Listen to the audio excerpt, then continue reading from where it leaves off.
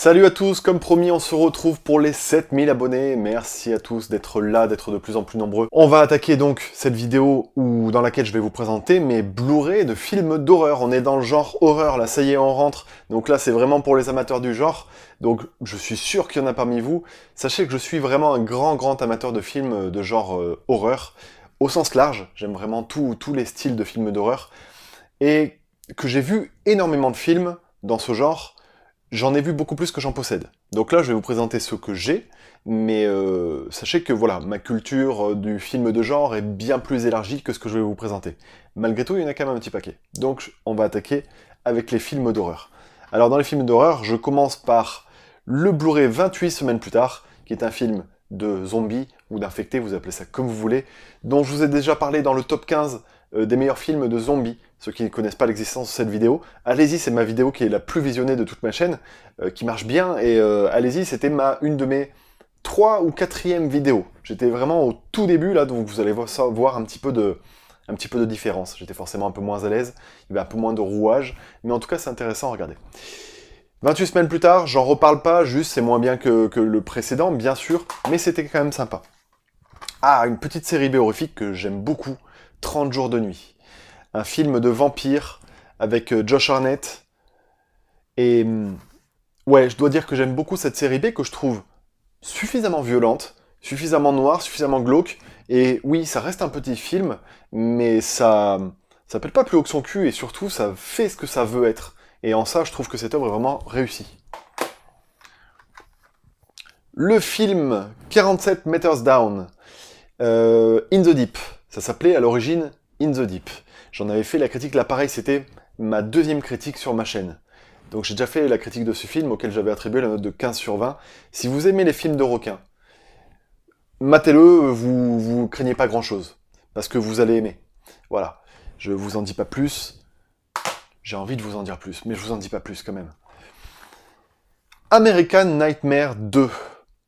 Je sais pas ce que vous pensez de cette trilogie, mais elle est assez inégale. Alors, personnellement, j'aime pas le premier, même si c'est la source de la trilogie, c'est l'élément de base, mais il est tellement bourré d'incohérences, et vous savez pourtant le recul que je peux porter par rapport aux incohérences, là pour moi ça passait vraiment pas. C'est-à-dire que c'est un huis clos, où les réactions des gens sont hyper importantes pour l'avancée du scénario, et c'est complètement débile, et ça casse toutes les ficelles du film. Donc j'ai pas pu accrocher, alors je le reverrai à l'occasion, hein, parce qu'on s'arrête pas à un premier visionnage, peut-être que j'étais pas dans mon élément, j'en sais rien. En tout cas, je me le rematerai, et je vous dirai ce que j'en pense, mais voilà. Le premier American Nightmare, c'est dommage parce qu'il y avait de très bonnes intentions qui étaient gâchées par des erreurs d'écriture. Et le 2, je trouve qu'il est excellent. Vraiment, j'ai aimé le concept, j'ai aimé la prise de risque. Enfin, il se libère en pleine nature, j'ai envie de dire. Et là, on s'attend à tout, justement. Il peut se passer tout et n'importe quoi. Et c'est ce qui est bien, c'est que dans ce film, il y a une espèce de suspense, on est pris en haleine comme ça à se dire qu'il peut tout se passer à tout moment. Malheureusement, le 3 est une redite du 2. Mais vraiment, c'est le même réalisateur, donc pourquoi pas, mais sauf qu'il propose exactement la même chose. Les thèmes qui sont abordés sont les mêmes, les réponses qui sont amenées à ces thèmes sont exactement les mêmes, alors que franchement, il y a tellement de matière à faire réfléchir avec ce thème-là. Il y a tellement de matière à parler des inégalités sociales, de révolution, de violence, il y a tellement de matière à parler de tout ça, que c'est tellement triste au final de redire la même chose dans un 3e film qu'on a déjà dit dans le 2. Quelques petits principes sur la politique qui sont évoqués, mais c'est pas très intéressant. Et dans le film, il est aussi linéaire que le 2, c'est exactement la même chose en fait. Je peux pas m'attarder dessus. En tout cas, le 2, pour moi, c'est un vrai bon film. Ensuite, bienvenue à Zombieland, qui est pas un chef-d'œuvre, que j'ai mis lui aussi dans mes top 15 de films de zombies, parce que je le trouve très drôle, plutôt fun, et assez bien foutu. Il y a c'est un film pour les geeks, hein, je trouve. Mais voilà, ça aurait pu être mieux, en tout cas, j'avais passé un bon moment devant ce film. Alors le film, et là je dois dire merci à Peggy, qui m'avait offert ce film lors de la rencontre youtubeur abonné, merci Peggy, le film Ça, le Blu-ray du film sorti en 2017, que je n'ai pas encore revu. Je me laisse un petit peu de temps justement parce que je l'ai vu au cinéma lors de sa sortie. Je l'avais aimé, j'avais mis 14 sur 20 il me semble. Vous pouvez aller voir ma critique, mon zoom que j'ai fait sur ce sujet. Mais en tout cas voilà, je me ferai un grand plaisir de le revoir, en plus en Blu-ray. Donc la qualité va être au rendez-vous je pense. Hâte de revoir ça. Le film, le Blu-ray, La cabane dans les bois, une série B horrifique qui part complètement en live et qui m'intéresse pour ça. Merci à Raph une nouvelle fois de m'avoir offert ce Blu-ray. J'en ai déjà parlé dans une actualisation de Blu-ray. Ensuite, un film très intéressant que je vous conseille, The Caller, un film qui mêle horreur et fantastique.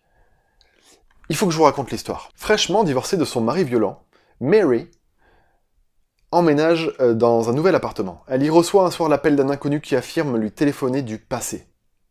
D'abord incrédule, Mary est confrontée à une succession de phénomènes qui l'incitent à développer une relation téléphonique quotidienne avec l'auteur du coup de fil, une vieille dame apparemment sympathique. Pourtant, celle-ci se révèle être très vite une psychopathe qui transforme le quotidien de Mary en un véritable cauchemar. Le synopsis n'est pas si accrocheur que ça, au final je m'en rends compte en vous le lisant, mais le film est vraiment très intéressant. Et c'est le genre de film qu'on n'a pas l'habitude de voir tous les jours, le sujet est super intéressant je trouve, recevoir l'appel de quelqu'un du passé, rien que ça, moi, c'est bon, ça m'emballe, je mate le film direct. J'aurais pas dû vous dire autre chose que ça, en fait. Et le traitement est vraiment réussi. Donc, je vous encourage à voir The Caller pour ceux qui ne l'ont pas encore vu. Le Blu-ray Captif, un film d'horreur français, ultra efficace. Vraiment, on sent l'amour du genre, on sent la patte du cinéma français dans le genre horrifique. Parce que voilà, ce qu'il peut proposer de bon. Alors on n'est pas dans du gore à outrance, mais on est dans une espèce de thriller horrifique qui, malgré tout, maintient en haleine. Ah, là, je passe à une collection. J'ai déjà dit plusieurs fois dans des vidéos, et ça prête à sourire parfois, mais je suis fan de Chucky. Et vous voyez, j'ai donc l'intégrale en Blu-ray. Alors, ce coffret est un coffret que j'ai acheté venant des États-Unis, sauf que dans les Blu-ray, il y a plusieurs versions, il y a les sous-titres en français, il y a même les versions françaises pour certains, et surtout, du coup, pour ceux qui ne bénéficient pas des sous-titres en français ou des versions françaises, j'ai racheté les autres Blu-ray de Chucky qui sont disponibles en France, et je les ai intégrés au coffret. Au final, le coffret est vraiment sympa, je vais essayer de vous le présenter rapidement. Et alors, par contre, il n'y a pas le tout dernier, qui était Cult of Chucky, si je dis pas de bêtises. Mais voilà, alors, la présentation du coffret Chucky, qui est plutôt jolie, je trouve, avec donc à l'intérieur plusieurs Blu-ray, voilà, qui se présentent comme ça là, donc vous pouvez voir par rapport au visuel que j'ai changé certains Blu-ray à l'intérieur. Et le dos avec une jolie jaquette représentant Chucky. Alors, je suis pas un gros collectionneur au point de collectionner des coffrets, collectionner que les steelbooks, collectionner des figurines, etc. Mais malgré tout, voilà, quand j'ai un bel objet sous les mains, je suis obligé de reconnaître que ça fait plaisir. Et j'adore la saga Chucky. Je suis pas un ultra fan des films, surtout des 2-3 premiers qui sont quand même qui ont pris un sacré coup de vieux et qui sont pas très fun au final. Mais par contre, à partir du 4, j'aime beaucoup ce qui a été abordé avec le film. Là, on se prend beaucoup moins au sérieux dans Chucky. Il y a beaucoup plus d'ironie, beaucoup plus de noirceur et d'humour un peu à la con. Donc ça me plaît, moi ça me fait rire l'humour à la con. Vous devez peut-être vous en douter maintenant que vous me connaissez. Hein. Ensuite, on passe à la trilogie Code Prey, qui est un... J'essaie de me rappeler de l'origine de ces films. Ça vient d'un pays nordique, je ne sais plus exactement lequel. Écoutez, je suis désolé, vous allez pouvoir le retrouver, il y en a qui vont me le dire dans les commentaires. Vous pouvez me dire la provenance de ces films. En tout cas, voilà, c'est des slashers, un peu dans la mouvance Halloween, c'est quasiment la même chose. Hein. C'est voilà, un boogeyman qui arrive, qui bute tout le monde. Le 2 c'est la suite, et le 3 c'est les origines. Voilà, c'est pas classique du tout, par contre dans la forme, c'est vraiment bien foutu. C'est vraiment fidèle à tous les codes du slasher, et si vous aimez les slashers de base, vous aimerez Code Prey. Ensuite, la très sympathique série B, Daybreakers, par les réalisateurs qui ont fait Jigsaw récemment, par exemple, ou encore le film Prédiction, je crois, avec Ethan Hawke encore. Ultra efficace. Film de vampire dans une société un peu futuriste, un peu la Matrix. C'est de la série B, hein, donc c'est pas l'univers étendu que peut proposer Matrix. Mais voilà, Daybreakers, c'est vraiment un film ultra efficace qui comporte les défauts des films de série B, c'est-à-dire des petits raccourcis scénaristiques ou alors des petits... Voilà, on sent que le film est un peu limité parfois dans son budget, dans ce qu'il peut proposer. Et par contre, il y a vraiment tout ce qui fait la sève des films de vampires. Ensuite, le film Délivrance. Le survival ultime, le grand classique, hein, j'ai envie de dire, Délivrance, des gars qui partent en voyage et qui se retrouvent confrontés à des problèmes. Je vais vous dire ça pour ceux qui ne l'ont pas encore vu, parce que j'espère que vous aurez envie de le voir, Délivrance au final. Forcément, je vous en reparlerai de ce film, c'est sûr. Ensuite, le Blu-ray Délivre-nous du mal. J'adore les films de possession. Il y en a beaucoup qui se ressemblent, il y en a un paquet de films de possession, il n'y en a pas forcément qui sont très très intéressants. Et bien j'ai beaucoup aimé Délivre-nous du mal, que j'ai trouvé un peu glauque, dans l'ambiance un petit peu du film Seven, de David Fincher. Je trouvais que ouais, il proposait quand même quelque chose de vraiment noir. Et même si, encore une fois, c'est pas un chef-d'œuvre, dans le genre film de possession, c'est vraiment quelque chose qui est ultra efficace. La dernière maison, je vais le faire sans bafouiller, la dernière maison sur la gauche, le remake du film de Wes Craven, remake très réussi. Voilà, dans le style du Rape and Revenge, c'est vraiment pas mal. Oui, je dis Rape and Revenge. Je prononce très bien l'anglais. Le Blu-ray Destination Finale 1, que j'adore. Je suis fan de cette saga, vraiment. Les destinations finales, c'est à prendre pour ce que c'est. On va voir des gens qui vont crever, tout l'intérêt est dans comment ils vont crever, et est-ce que ça va être drôle, est-ce que ça va faire peur, est-ce que qui va mourir, quand, où, quand, comment, bref, c'est à perdre la tête. Destination Finale 2, qui était encore plus gore que le premier. Ils sont encore toujours dans les blisters parce que je les ai achetés, j'ai acheté le coffret il y a pas longtemps, et je les ai pas rematés depuis un mois. Mais chaque Destination Finale, je les ai vus au moins 4-5 fois. Destination Finale 3, qui commençait à être un petit peu moins bien, mais même si c'est moins bien, ça c'est comme les slashers, comme les suites de saga Halloween, Vendredi 13. Les épisodes ont beau être mauvais ou inégaux ou quoi que ce soit, vous êtes sûr que je vais les mater. Ça, c'est sûr. J'aime tellement le concept que je vais les mater. Destination Finale 4 en 3D. Le 3D est ultra efficace sur ce genre de film. C'est vraiment fait d'une façon ludique pour en prendre, permettez-moi l'expression, plein les yeux. Et du coup, bah, ça fonctionne, quoi. Et pareil pour Destination Finale 5, qui remonte en plus le niveau du 3 et du 4. Donc, pour clore la saga, c'était vraiment bon. Honnêtement, on va pas se mentir, ils vont faire un Destination Finale 6, c'est sûr. La saga est trop fructueuse. Ensuite, le film, je pense que c'est un classique du genre, The Descent, qui est très réussi. Un film où des femmes partent en spéléologie dans une grotte et elles se retrouvent enfermées, enfin elles peuvent pas remonter à la surface, sauf qu'il y a une espèce de créature dans le noir. Ouais, c'est pas top. Elle est pas là pour leur chanter des berceuses. Et du coup, ça se passe pas super bien. The Descent, qui est fortement inspiré du film Creep, dont j'ai souvent parlé, et j'en reparlerai forcément, mais une valeur sûre. Et The Descent 2, que j'ai trouvé très bon, pour une suite, franchement, c'est bizarre d'ailleurs qu'il n'y ait pas eu de 3. Est-ce que le 2 n'a pas fonctionné? Est-ce qu'il a été trop téléchargé? Je ne sais pas. Mais en tout cas, ouais, pour moi, le 2 est un bon film. Le Blu-ray Steelbook, Dernier train pour Busan. Film de zombies, que j'ai mis premier ex aequo dans mon top 15 des films de zombies. Voilà. Le film The Divide, film français, de Xavier Gans, Xavier Gans, je pense que c'est comme ça que ça se prononce en fait, puisque c'est français. Je sais pas. Et c'est un espèce de huis clos qui se base sur l'apocalypse. Enfin, en tout cas, un événement où il y a une destruction d'une ville, on ne sait pas ce qui se passe, et des humains se cloîtrent, en fait, se cloisonnent dans une pièce et deviennent complètement timbrés. J'adore ce film.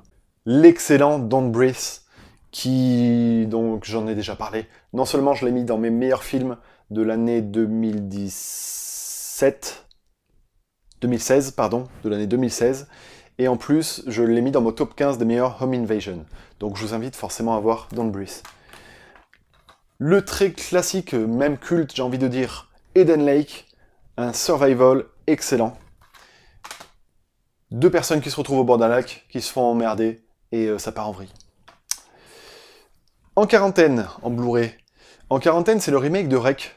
Alors, c'est pas si catastrophique que ça, parce que tout le monde, à chaque fois qu'il y a un remake qui est fait d'un film qui est vraiment bon, tout le monde le pourrit, par principe j'ai envie de dire, parce que c'est le remake d'un film qui est déjà bon. Et on se dit, pourquoi faire un film d'un remake qui est déjà bon? Oui, je suis d'accord avec ça.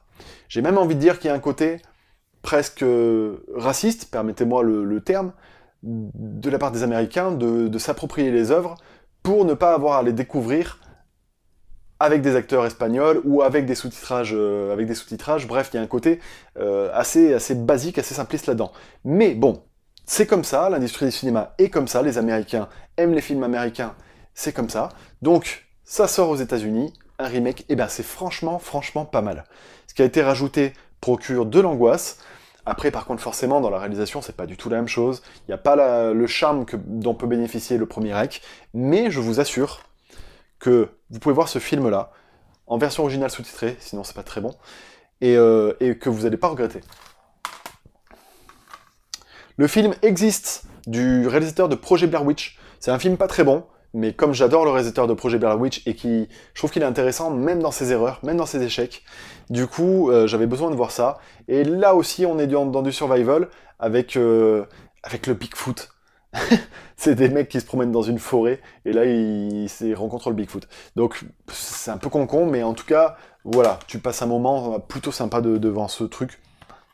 Non, c'est pas génial. C'est pas génial. Alors, on passe ensuite, encore une fois, à du grand classique. L'Exorciste. Je pense le film le plus cité quand on dit quel est votre meilleur film d'horreur. En tout cas, c'était le cas pendant une époque. Peut-être que c'est en train de se perdre. J'en entends de moins en moins parler de l'Exorciste. Forcément, c'est un classique. Alors, ce qui est un peu traître avec ce genre de film, c'est que quand ça nous est présenté, on nous dit l'Exorciste, c'est le film le plus effrayant que j'ai vu de toute ma vie. Oui, mais la peur est à prendre surtout au moment où c'est sorti. Parce que les films qui faisaient peur il y a 50 ans font pas forcément peur aujourd'hui, et réciproquement. Et donc, vous pouvez mater l'Exorciste, seul, dans le noir, ou même avec un pote, mais seulement s'il parle pas beaucoup, et il y a moyen que vous vous chiez dessus quand même. Mais voilà, vous dites pas, je vais voir un film ultra effrayant, et vous pouvez peut-être avoir une bonne surprise. Par contre, si vous vous dites, je vais voir un film qui va me faire hurler de peur, vous risquez d'être déçu. En tout cas, voilà, ça c'est culte de chez culte, c'est un grand classique du cinéma d'horreur, l'Exorciste, et Tamersus débite en enfer, quoi, j'ai envie de te dire. Pardon, hein. Alors, l'intégrale Blu-ray Freddy. Ouais. Ouais, je suis un fan des films de genre, hein, je vous l'avais dit. Hein. L'intégrale des films de Freddy, j'ai dû mater 3 Freddy sur les 7. Je crois qu'il y en a 7 ou 8, je sais plus. En tout cas, j'ai dû en mater 3, ouais. 7 plus le remake qui était pas bon du tout d'ailleurs. Mais, donc je les ai pas encore tous faits. Freddy, c'est pas le personnage horrifique qui me fait le plus... qui m'attire le plus. Hop, je vais les poser là, sinon ça va se casser la gueule. Ensuite, Gall of the Dead, partie 1 et partie 2, de Blu-ray. De Blu-ray, un film qui dure du coup, je crois que c'est 1 heure par mi-temps. Ouais, parce que c'est un espèce de match de foot avec des zombies. Et du coup, 1 heure la première mi-temps, 1 heure la deuxième, avec 2 réalisateurs différents.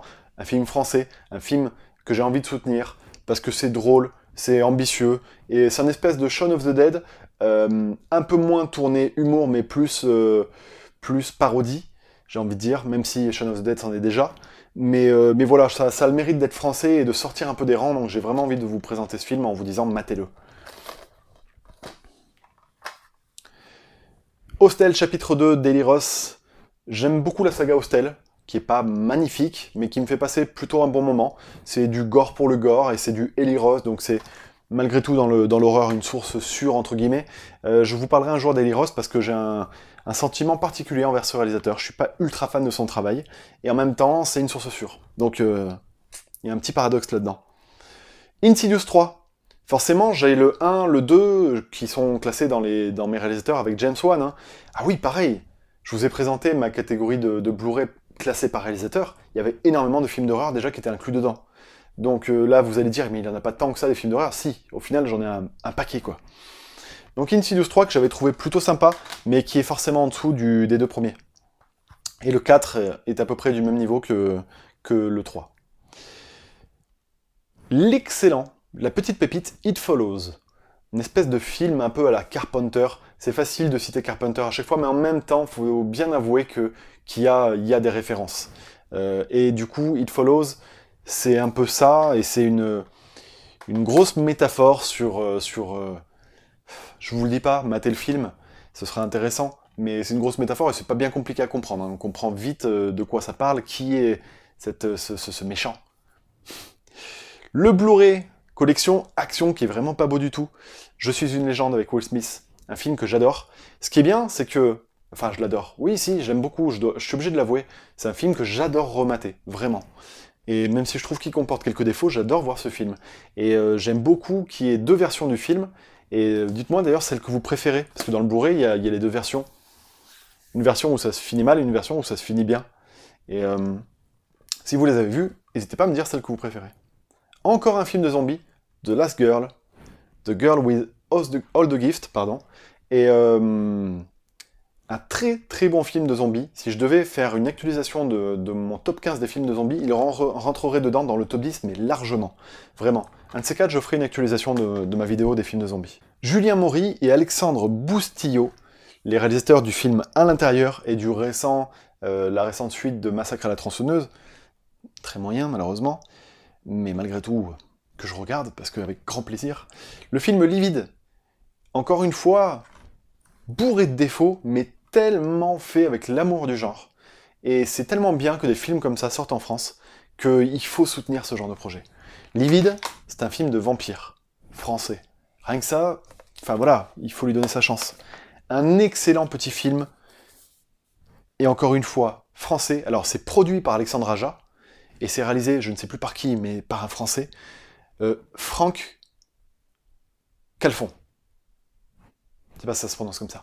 En tout cas, voilà, le film Maniac, je crois que c'est un remake, mais en tout cas, c'est vraiment, vraiment soigné. C'est avec Elijah Wood, et il a un rôle vraiment excellent dedans. C'est glauque, c'est bien foutu, il y a une musique d'ambiance qui est magnifique, et ouais, voyez ce film-là. Si vous aimez les films de genre, faites-moi confiance vraiment pour ça. L'excellent film Martyr, pas besoin que je le présente davantage. Le cultissime Massacre à la tronçonneuse, la version Blu-ray, remasterisée 4K, image ultra soignée, super, vraiment la qualité, là vous pouvez y aller sur le Blu-ray. La suite du remake de Massacre à la tronçonneuse. Donc c'est Massacre à la tronçonneuse 2, mais la suite du remake. Hyper noir, hyper glauque, et bah du coup c'est vraiment, vraiment, vraiment pas mal. Franchement. Il y a quand même des petites réussites au sein de ces univers-là, de Halloween, Massacre à la tronçonneuse, Freddy, Chucky, il y a quand même des petites réussites. Midnight Mid-Train, un excellent film de série B horrifique. Je peux pas vous raconter... C'est un mec qui monte dans un train un jour et puis il voit un mec massacrer un autre à coups de marteau dans la tronche. Voilà. Si ça vous donne pas envie de le voir, moi rien que de le raconter comme ça me donne envie de le revoir. Le film Paintball, un survival ultra efficace. C'est pas du grand film, mais si vous aimez les survival, bah Paintball, c'est vraiment bon. Ah là, on rentre dans les films qui sont un peu moins aimés. On rentre dans du Paranormal Activity. Et j'aime beaucoup Paranormal Activity. Le 1 m'a fait vraiment, vraiment peur. À l'époque, en salle, je me suis chié dessus, je dois le dire. Alors, pas littéralement, hein, mais voilà, ça m'a fait très peur. Le 2, j'ai pas beaucoup aimé par contre. Je trouve que c'est un des moins réussis avec le 4 sûrement, ou le 5. Mais en tout cas, ouais, le 2 était moyen. Et le 3 qui pour moi est le meilleur de la saga. Le mieux exploité en termes de technique pour procurer l'angoisse. Et c'est vraiment des techniques qui fonctionnent. Du champ, du hors-champ, on se cache derrière un poteau, on fait une caméra qui se balade de gauche à droite et il y a un poteau en plein milieu, ce qui fait qu'il peut y avoir de la peur des deux côtés. Bref, il y a des techniques qui sont utilisées et ça fonctionne, mais vraiment sur moi. J'ai vraiment eu peur aussi avec celui-là. Le 4 que j'ai beaucoup moins aimé pour le coup. Et le 5, bah, vous savez quoi, que je n'ai toujours pas vu. Ah non, merde, pardon. Paranormal Activity Tokyo Night, que je n'ai pas vu. Et également le 5. J'ai commencé le 5 et en fait ça m'a tellement pas plu que je l'ai arrêté, donc je l'ai pas vu en entier. Pourtant, j'aime cette saga, mais pour les voir, il faut vraiment se mettre en condition, je trouve. Pour les voir, il faut pas qu'il y ait des mecs qui rigolent dans la salle. Pour les voir, il faut être dans le noir, dans le silence, et avec des bonnes enceintes. Et je vous assure que le moindre grincement de porte, là, du coup, devient ultra efficace. Et personnellement, en tout cas, ça agit énormément sur moi. Alors, The Strangers, un Home Invasion que j'ai mis dans mon top 15 des meilleurs films de Home Invasion, dont la suite est sortie cette année au cinéma, The Strangers 2, qui était pas mal. Voilà. Ça vous plaît comme critique? Ben, je vais arrêter là, je vous dirai pas plus. Le film Steakland, un film de vampire. Encore une fois, série B, hein, c'est pas des films à gros budget, ça se voit, mais c'est des films qui proposent vraiment quelque chose. Une ambiance, un univers, une proposition artistique. Steakland, c'est bon, vous pouvez le mater. The Silent House. Alors celui-là, c'est la version, j'ai pas envie de dire de bêtises, mais je crois que c'est argentin. Je crois. Alors, je dis peut-être une bêtise, vous pouvez vérifier. En tout cas, il y a eu un remake américain, encore une fois, de ce film. Et j'ai beaucoup aimé le premier, j'ai beaucoup aimé le 2 également. C'est ultra glauque, c'est bien noir, encore une fois, à regarder dans des conditions particulières, sinon ça fonctionne pas. Si vous le regardez en plein jour, si vous le regardez avec du monde autour, c'est même pas la peine d'espérer avoir quoi que ce soit comme émotion dans ce film, puisque les émotions recherchées, c'est la peur, et ça doit être vu dans le noir. Il devrait presque y avoir des manuels pour certains films en disant attention, ce film doit être maté dans le noir et seul. Le film de Zombie de Signal, excellent petit film, excellent grand film même j'ai envie de dire, même si c'est un film à sketch avec 3 épisodes qui se suivent, dont l'histoire est liée. Mais c'est 3 réalisateurs différents, et c'est un film à sketch.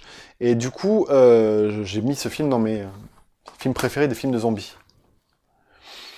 Ensuite, on a Roman Polanski avec Rosemary's Baby, ultra culte. Je pense que voilà, beaucoup connaissent ce film-là. Alors, je serai amené, je pense, à en reparler. Beaucoup connaissent et en même temps, beaucoup ne connaissent pas, j'en suis sûr. Parce que ça date un peu et que les vieux films passent aux oubliettes rapidement. The Reef, film de requin ultra efficace. Ouais, non, j'étais en train de me dire, est-ce que c'est le film qui s'appelait Open Water? Mais non, ça n'a rien à voir. Il y a également Open Water 2, Open Water 3, qui est sorti récemment, là. Pas terrible, franchement, Open Water 3. Ok. Red State, un film de Kevin Smith. Je suis pas fan du tout des films de Kevin Smith, ça dépend lesquels. Par exemple, il y a Dogma, dont je suis ultra fan. Red State est intéressant, mais est bourré de défauts. J'aime pas vraiment le style de Kevin Smith, mais je dois dire que l'histoire m'a plutôt intéressé, et ça sort un petit peu du lot. Donc, pas mal sans plus. Rec 3, très bon, une proposition différente, donc ça a été mal reçu, mais très bon ce film.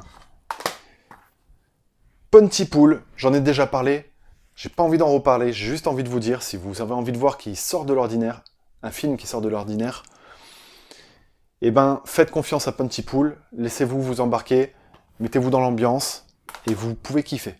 Qui c'est? Survival of the Dead, un film de Romero. Et là, vous allez vous dire, le mec n'a rien compris au cinéma, il n'a pas les premières œuvres de Romero, et pourtant, il a Survival of the Dead, qui est un de ses derniers, qui est un de ses moins bons. J'aime beaucoup Survival of the Dead.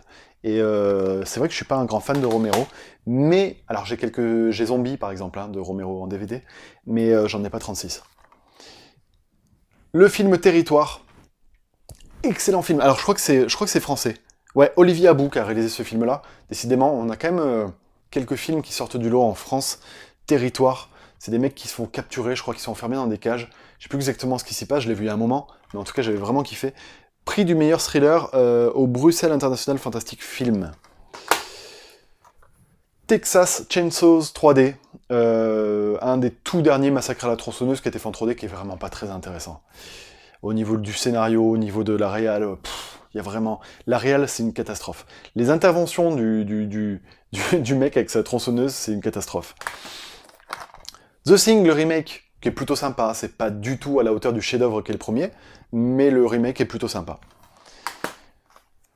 The Tortured, dont je ne me rappelle absolument pas. Tout ce que je sais, c'est que j'avais été agréablement surpris, et je m'étais dit, ah tiens, c'est cool. C'est un film que j'avais acheté vraiment en me disant, ça devait coûter rien du tout.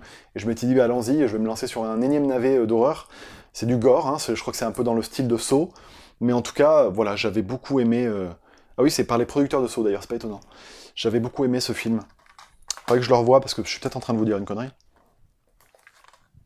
Ensuite, le Blu-ray Unborn, avec des jolies fesses sur la jaquette, donc forcément, quand je vois ça, je suis obligé de l'acheter. Voilà. Un film fantastique avec Gary Oldman qui est pas un... Si, c'est bien, moi j'aime bien. C'est du fantastique, un peu commercial, un peu grand public, mais qui reste efficace. Ouais, ça reste efficace. Un petit film sur les réseaux sociaux, Unfriended. Matou, peut-être que tu me matches, je t'avais envoyé ce Blu-ray. Je pense que tu ne l'as pas aimé, parce que c'est un petit film. Mais en tout cas, je trouvais, moi, que c'était plutôt sympa, que dans le genre, film qui traite sur les réseaux sociaux, c'est un slasher, il faut le dire. Et je trouve que c'est, je pense, le plus réussi dans sa catégorie. Il y a beaucoup de films là, qui parlent de Twitter, qui parlent de Facebook, avec Instagram, avec Snapchat. Récemment, là, il y a eu un film tout pourri là, avec Snapchat. Action ou vérité, ultra nul. Mais voilà, celui-là, dans sa catégorie, je trouve que c'est le meilleur. Alors c'est sans prétention, et c'est un petit film, mais c'est vraiment réussi. Ensuite, l'excellente surprise The Witch. Univers ultra particulier, ambiance ultra glauque, mais j'adore ce genre de film. The Witch. The Woman. J'aime beaucoup ce réalisateur. Lucky McKee. Je crois que c'est comme ça que ça se prononce. Et je m'intéresse de plus en plus à sa filmographie. The Woman est un très bon film. C'est un couple, en fait, qui enferme dans sa cave une femme. J'ai pas envie de vous en dire plus. Et enfin, un film espagnol, Les yeux de Julia. C'est produit par Guillermo del Toro. Rien que ça, si vous n'avez pas envie de voir Les yeux de Julia, voilà. Je vous ai présenté tous mes Blu-ray d'horreur, avec bien sûr tous ceux qui étaient déjà dans la collection qui est derrière moi. On passera donc aux 8000 abonnés, aux DVD d'horreur, j'en ai encore plus. Ça va être encore plus long. J'ai déjà soif. Et j'espère que ça vous a plu. N'hésitez pas à commenter. N'hésitez pas à me parler de films d'horreur que vous avez adorés, que j'ai peut-être pas vus, donc des films où vous dites tiens, celui-là, il faut absolument que je le conseille. Et voilà, me dis pas pourquoi t'as pas celui-là, pourquoi t'as pas celui-là, pourquoi t'as pas celui-là, parce que je suis pas blindé. Tout simplement. J'ai pas tous les films que j'aimerais acheter parce que je n'ai pas suffisamment d'argent. Je pense qu'on est plusieurs dans ce cas-là. Voilà, j'espère que ça vous aura plu. Moi, je vous dis à très très vite. Allez, ciao ciao.